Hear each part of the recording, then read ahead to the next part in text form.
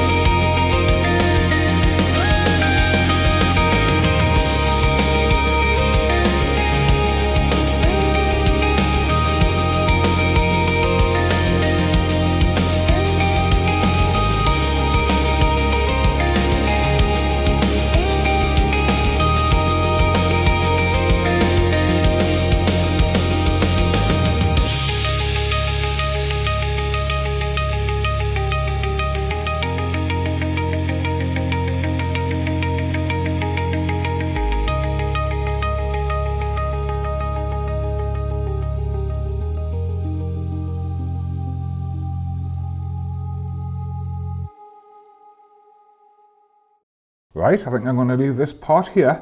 And there we have it. Porsche 911 GT3 RS, the first part, complete. I don't want to jinx myself, but I tell you what, I'm off to an absolute flyer. This is the best start to a big model build I've ever had.